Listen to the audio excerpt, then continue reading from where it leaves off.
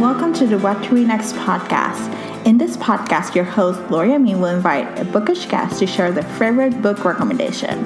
If you share a passion for books and always looking for your next read, then join us. Welcome to your What to Read Next podcast. Today's bookish guest is Andrea from the Shelf Love podcast. Hi, Andrea. Hi. So happy to have you here. Just tell us a little bit about yourself. Thank you so much for having me, Laura.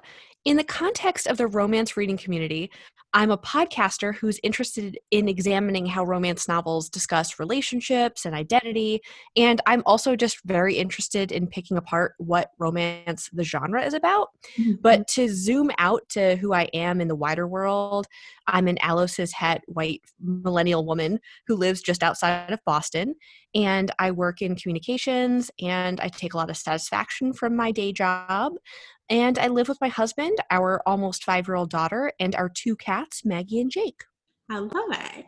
So let's talk about your podcast. What inspired just get started? So the elevator pitch for Shelf Love is that we do thought-provoking, critical discussions about romance novels, and it has an intersectional feminist lens. And the slightly longer version of that is that on every episode, I'm joined by a guest, and we use a romance novel worth reading as the text to discuss themes. So some examples of this are 2 episodes that I'm thinking of in particular. Katrina Jackson, who's an erotic romance author and history professor, came on to talk about history while discussing An Unconditional Freedom by Alyssa Cole. And yeah, I know, right? Like being guided through that conversation with a history professor was like breathtaking. I wish I could take classes with her because it was amazing.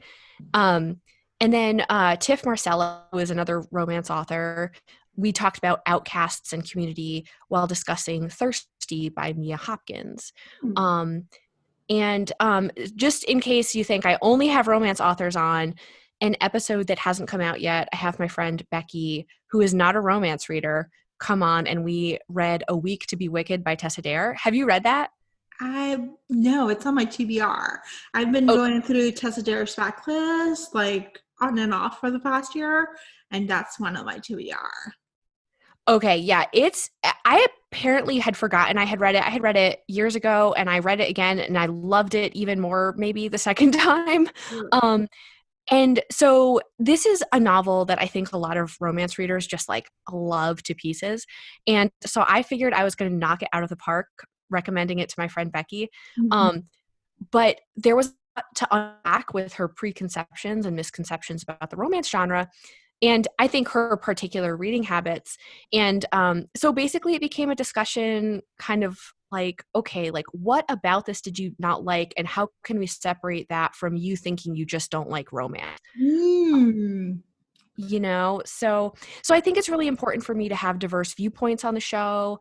And while the vast majority of my guests are probably considered romance insiders, like reviewers, critics, academics, and lots of romance authors, I also try to cover lots of different subgenres, and I'm mostly digging into topics that I don't really know anything about, but my guests know a lot about. Like they kind of like have these deep pockets of knowledge, and I love learning everything from my guests. I have learned so many things, and really feel like if nobody else has taken anything from my podcast, I at least have learned so much, and really like broadened, I think, my perspective on the genre in the world.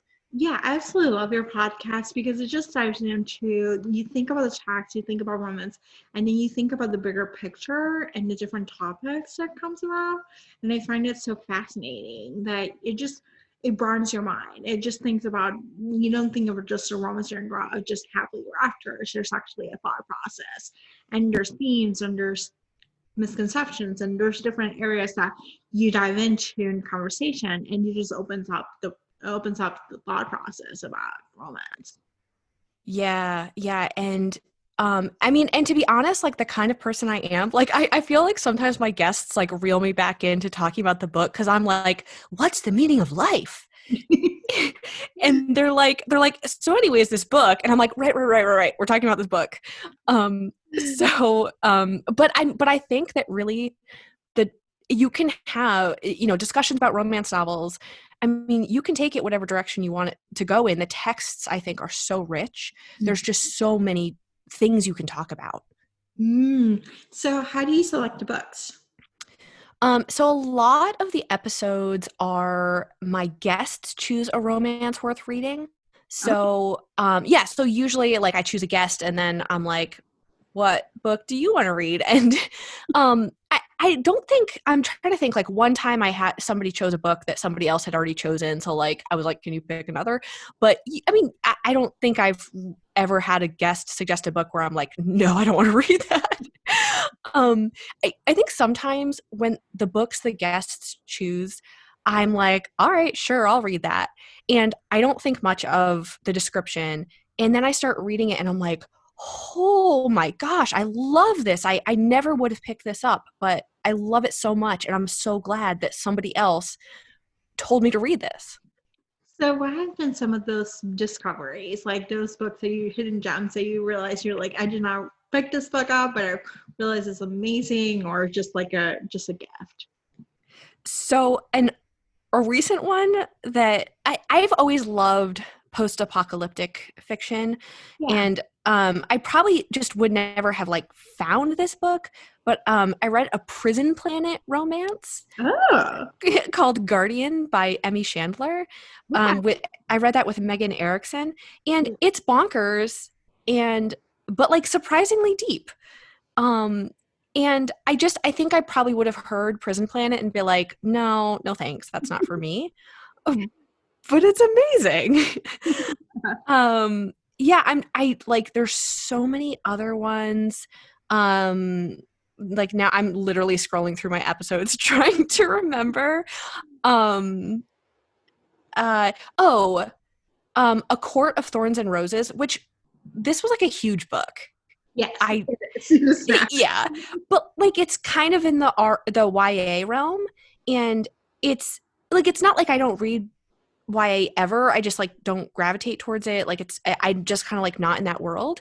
But Penny Reed, I read that with Penny Reed, and I am devoured like this 600-page book like in a day, and then immediately started the second one, and I loved it so much. And I probably, if I saw it on a bookshelf, I would have been like, I'm not in the mood for like, an epic fantasy tale, I guess. Yeah, that's an epic fantasy tale. It's romance. I think I wouldn't consider, even though it's marketed as a YA, I would consider it a new adult, or just a more adult, romance, because there's like some theme that you probably won't see in a YA romance. It's true. I like the first book was fine, but the second book was epic. So it's like it built upon each other, and it felt like the whole process you were going through this journey for a fair, like having her just be picked up in a fair world, and then just being into this whole world that just happens. So I know it. I just, one thing I'm like trying to figure out how to say this without spoiling it, but this book does something really interesting with, I think it's fair to call it a love triangle. Oh yeah. It does something really interesting there that I think is a bit revolutionary, not revolutionary. It's a risky thing to do, I think, with relationships in books like this.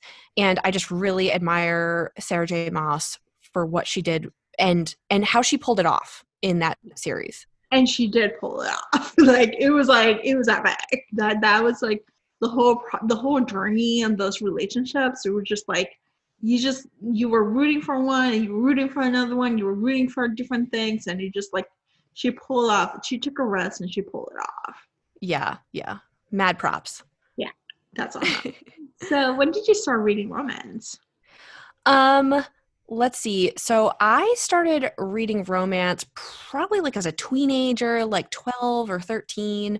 I spent a lot of time in my town's library, and I exhausted pretty much all of the books in the children's library and made my way up to the adult library, and found romance is not a genre that was like read in my house. Like I don't think I think my family, I guess, were readers, but it's not like romance novels were laying around. I kind of had to find them at the library, and I found them, and like I kind of had to hide them. It's like the classic story. But so I started reading them. I mean, I don't know, like I wouldn't even say fairly young, because I think a good number of romance readers start that young.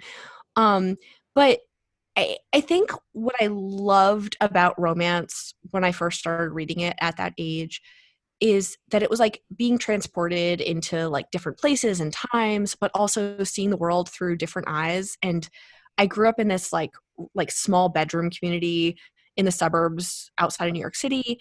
And it's like a very limited view of the world, and like living in a family, and only like you only see so much. And I just loved kind of that ability to go into other people's different lives. And like you could say that's just what fiction does generally, but I think what the romance genre does so well is that it tends to do that in a really joyful, exuberant way.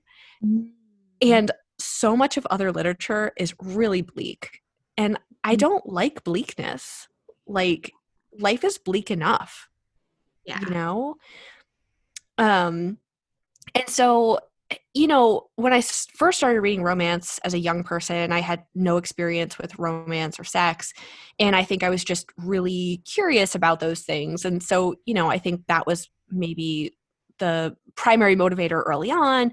And then as I got older, I think I started gravitating to books where there were like really strong women who became role models for me, and they found partners who were desperately in love with them and respected them, and they saw them for the amazingness that they were.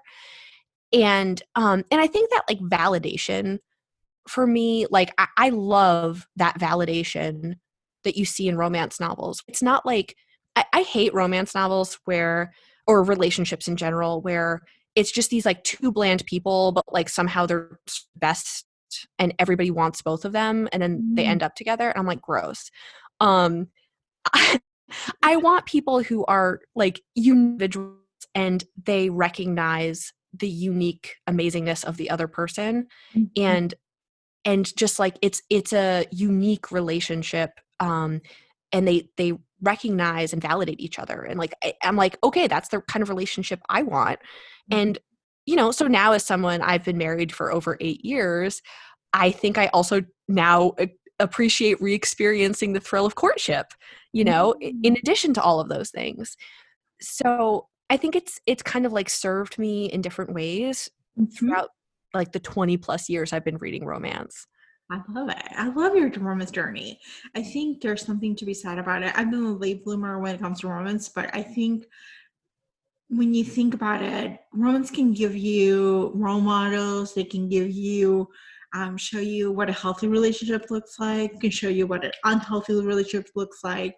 It can show you different lessons. And so it's something, and the genre is so diverse that it just allows you to just explore different worlds and transport you to different experiences. And so it's a great genre to try into. Yeah, totally. So what is your favorite romance trope? My favorite romance trope. Oh gosh. So I kind of joke on Twitter a lot about pining blacksmiths being my favorite trope, which is obviously like way too specific. But I do love pining. And I think that, okay, so I love pining, I love fake relationships, Okay. and I love forced proximity. Okay. And I think that those three things are interrelated. Like, fake relationships are basically a type of forced proximity. Yep. And I think pining sometimes works in like fake relationships really well, where like they're together for specific reasons and they're not supposed to actually be in a real relationship, but they're pining for each other. So I love that. And so my book recommendations for these, I am a recent Goodreads joiner. Okay. So the sad thing is like I have read so many romances, and occasionally like I'll come across one of them on Goodreads and I'm like, woohoo, I can like add this one as like I've read it, you know, but there are so many fantastic romances that I've read and like forgotten the titles of because I'm not the kind of person who has like one of those photographic memories for titles. Yeah. So, but anyway, so a lot of these tend to be like recent reads just because they're the ones I can remember. But one old one is The Other Guy's Bride by Connie Brockaway, for Pining, and it takes place in Egypt. It's a historical, and I'm sure if I reread this, I'd probably find a whole bunch of problematic things going on there. Yeah. But they're like on this journey, kind of like through the desert. There's an adventure, and she's pretending to be engaged to this guy way out in the desert, and he's going to get her out there, and the whole time he's pining after her, and she kind of starts pining after him, but he thinks that she's engaged to somebody else, and you know, it's a whole thing. It's I remember it being so good, and I want to reread it now. And then for fake relationship, so the rare, let's say, contemporary fake relationship, marriage of convenience. A recent one I read is White Whiskey Bargain by Jodie Slaughter. Ooh, okay. Have you read that one yet? No, I have not. And I love fake relationship, marriage and convenience. I'm like, why I haven't read this book? So tell me all about it. It's so good. It's fairly new. Like I want to say it came out in the last year. And they're bootleggers in Appalachia.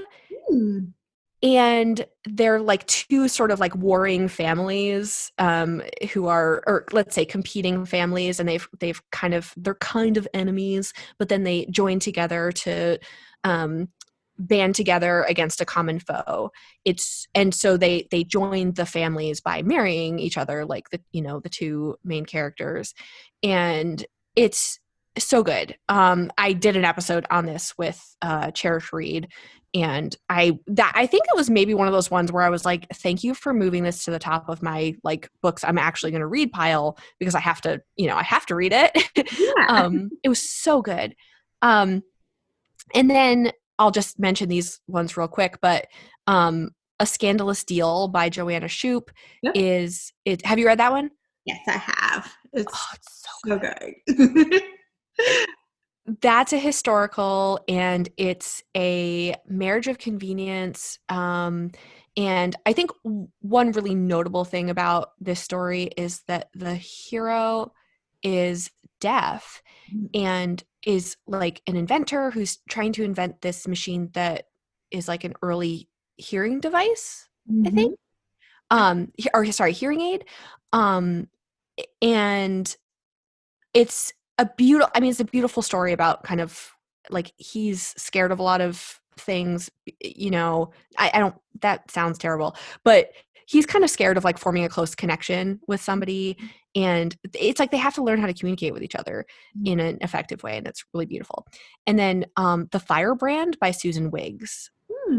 I used to read a lot of Susan Wiggs because the library had them, and she has a lot of stories that I really love. This one is kind of like a Beauty and the Beast-ish retelling around the Great Chicago Fire of 1886. I don't know.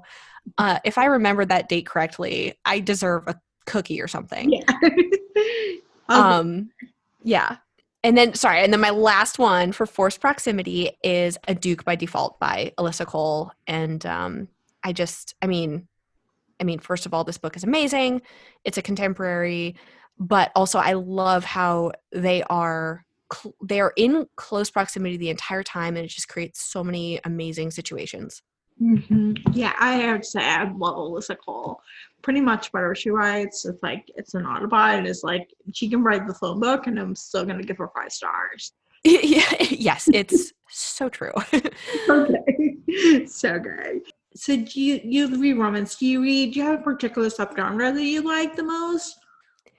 It's funny because I've listed a lot of historical romances that I enjoyed. And I think probably I used to read a lot more historical than I read now, because I feel like I mostly read contemporary now. So I think I like contemporary. I don't know. I'm such a like I read so many different subgenres. Like I'm really not picky or like there's really no subgenre that I'm like I don't want to read that. So, but I guess if I had to choose contemporary. All right. So, what have been some of your favorite contemporary books of this year? You read this year. Favorite contemporary books this year. So, Kennedy Ryan. Mm-hmm. I mean, The Kingmaker and that's a duology. The Yep. second one is what is it? The rule something. The Kingmaker and King. Oh God, who knows? Whatever. The Kingmaker duology. Let's call it that. Yeah. The next one is Queen Move, and that one I am really looking forward to. That comes out at the end of May. Is her next one, and it's kind of part of the same universe. But I read The Kingmaker recently. Loved it. I also recently read Blockshot by Kennedy Ryan, which I really loved. Um, I really enjoy LJ Shen. Mm. Have you Okay. have you read any of her stuff? I did. I read when she came out, when right after she came out with Vicious and Rickus and all this stuff. And so it was a time to read a lot of angsty bully romance, and it was fine, but it's something that right now at this stage of my life, I probably cannot fathom reading. So I the thing is like I think maybe one thing I would say I don't totally gravitate towards is like super angsty Yeah. romance, but LJ Shen does it for me. I don't know what it is. Yeah. I just like I don't know. I just love it. But the one that she wrote very recently, In the Unlikely Event, Mm. is such it's sort of like Christmas related, but it's not at all Christmas. Like it's not actually a holiday novel, Okay. but it sort of like was positioned like it was, which was confusing to me at first.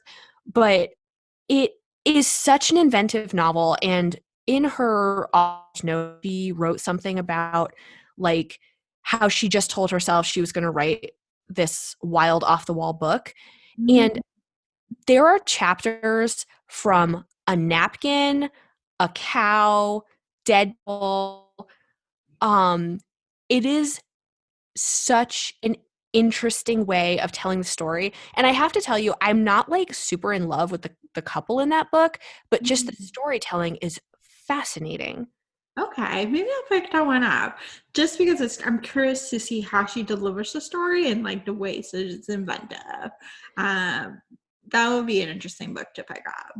Yeah, and Dirty Headlines is another one she wrote that I probably read in the last year. And that one is, I think, much more it's like I feel like it's like a nice kind of middle ground between Vicious and the All Saints High. Is that what it was called? I That think, series? yeah. Okay. Because that series can be super intense. And I enjoyed that series. But I think Dirty Headlines is it kind of backs away from the um uh, like Vicious is kind of a sociopath as a character, so it backs away from that a little bit. Like the male main character is a little bit more human. Okay, so it's a little less alpha jerk and more just regular, regular alpha, Yeah, he's like pretty enlightened. Like I feel like the alpha thing is kind of a front, and but then like in the background he's like spending time with the heroine's father who is sick and like Oh, doing nice things for him. Like so he's kind of like a softie underneath. oh, that's cute. Okay, I'll pick it up. So what are some of your most anticipated new releases for 2020? So I will be honest, I'm not super I do have some, but I'm not like the kind of person who I don't read arcs, and I'm not super tuned in to like what's coming up Mhm. with the like, but I hear things. I'm in the know, sort of. I'm on Twitter, but I'm looking forward to Something to Talk About Yep. by Meryl Wilsner. That looks really interesting. It's I think it's like Hollywoodish or Yeah. celebrity. I It like think I think it's an assistant and a Hollywood director or a Hollywood person or producer or something.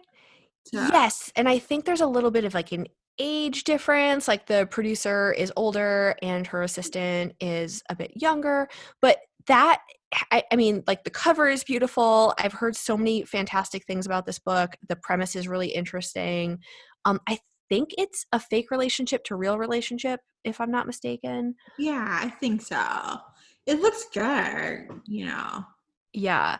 And then I'm also looking forward to The Rakeess by Scarlett Peckham.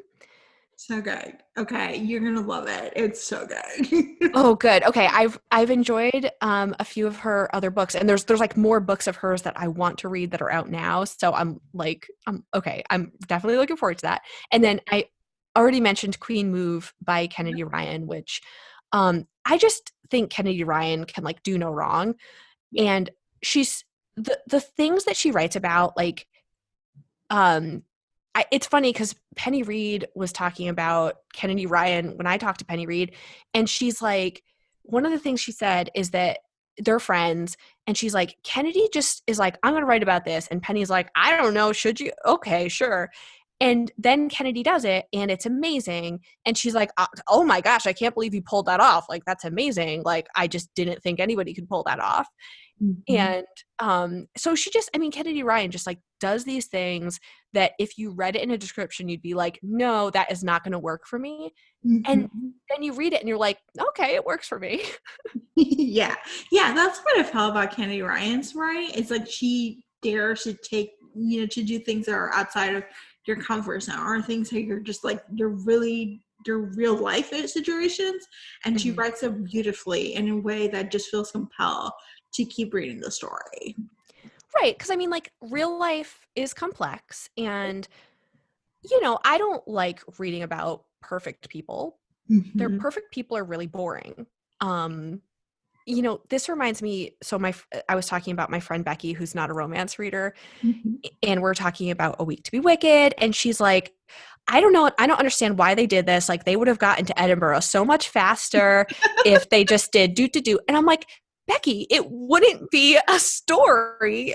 It like, could you imagine how boring it would be if they just like sat in a carriage for 3 days together? Come on. So I mean, I think that I'm totally willing to let fictional characters do things that maybe choices I wouldn't make in my own life for the sake of drama. And it doesn't, it's also not like I'm like, okay, well, they're terrible people, but I enjoyed reading about it. Like, I'm like, they're complex people and I enjoyed reading about it. I still like them. Yeah. Yeah. Oh. So, which two books have you read in the past few months you recommend?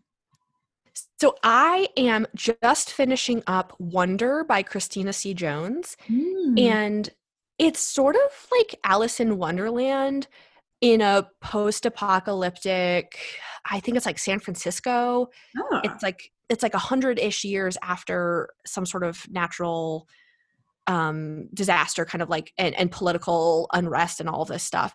And some people might be like, why in the midst of the coronavirus pandemic would you gravitate towards that? Yeah, I was thinking about the same thing, but okay, keep going.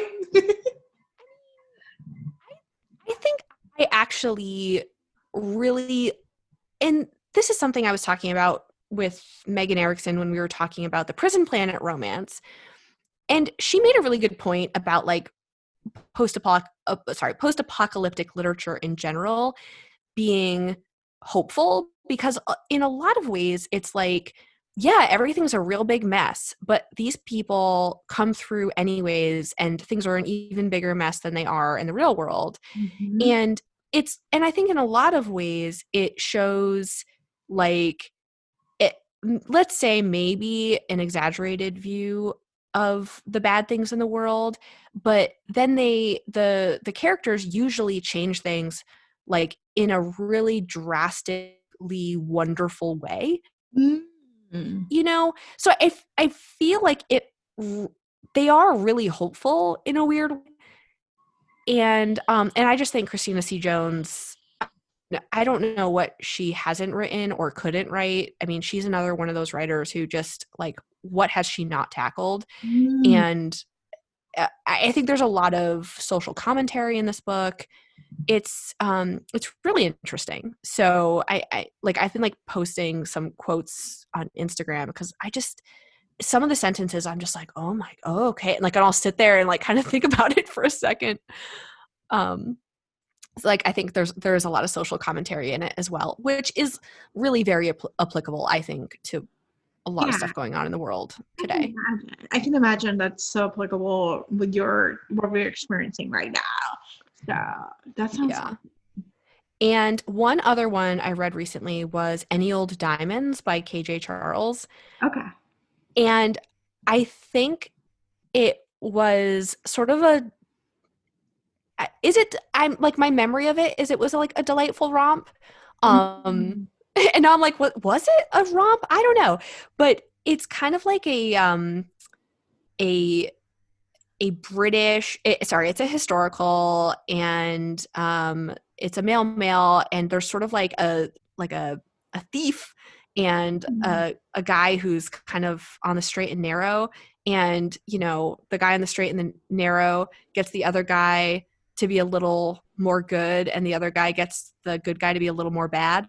Mm. And there's like a diamond heist in the mix. I think heists are fascinating anyways, but or sorry, where I was going earlier was it's sort of like a country manor caper going Mm. on. It's really fun, and I think that one really interesting thing about that book, Any Old Diamonds, is that the happily ever after is really beautiful. Mm. And I think one of the things KJ Charles does is, challenge the idea that, to be a gay man in, 1800s England, like that there is no future for that relationship. Yeah. Oh, that's exciting. Okay, I'm adding that to my TBR. So what books are your TBR? So my TBR is basically gonna fall on me and smother me one day, Yeah. because I'm constantly being like, oh, I want to read that, I want to read that, because I hear about all these amazing books, and there's unfortunately just like no time in the day, what with Yep. editing a podcast and like working a job and parenting, all that, grocery shopping. Mm. um but so this is a very long list, but I have narrowed down what I'm actually going to read next to the following: Okay. The Worst Best Man by Mia Sosa. So good. I'm so excited about it. I know Keeney Allen is saying that this is, definitely going to be on every like best of 2020 list of romance novels. It really is. It's like so its own voices, it's diverse. There's just one bed, which is I love. It's Ooh, endless lovers. There's prints. It's wonderful. what doesn't it have? So, Tempest by Beverly Jenkins, Mm. which is obviously nowhere near new, but it's going to be new to me. Yeah. And Well Met by Jen DeLuca, Okay. I like it. which I got it for my mother-in-law for Christmas, and she loved it and returned it to me so that I could read it. She returned it to me. I literally gave it to her as a present, and she's like, you should read it. I'm like, I can buy another copy. She's like, here, take it. Um, like, okay. Regifting. Yes. And finally, A Cowboy to Remember by Rebecca Weatherspoon. I love it. Yeah, I heard about that one. I heard mixed feelings about it, but it has amnesia and it's just diverse. So I figured I want to give it a try. I don't think enough books these days have amnesia plots. Yeah. So You gotta love that. So I love your TBR. So tell us where we can find you online. okay, so the usual places: at Shelf Love Pod on Twitter, Shelf Love Podcast on Instagram, or shelflovepodcast.com. And if you'd like to listen to Shelf Love, I mean, you are listening to this podcast, so you can search in whatever podcast app you are in for Shelf Love. 2 words. Candor for being on the show. Thank you so much for having me. It was a delight. If you enjoyed this podcast, feel free to share it with friends and share a review on iTunes. This is the best way to support the show. Want to join a romance loving community, make new friends, and get book recommendations? Join our Patreon Romance Book Club. For $5 a month, you'll be part of a virtual book club, an Instagram chat, and get monthly book recommendations. Please note I'll be donating 10% of the profit to a COVID-19 relief fund each month. To sign up, just join the link in the show notes. What to Read Next podcast is part of the Frolic Podcast Network. Find more podcasts you love on frolic.media/podcast. Thank you so much for listening. We'll be back in a few days with a brand new episode. Have a great day.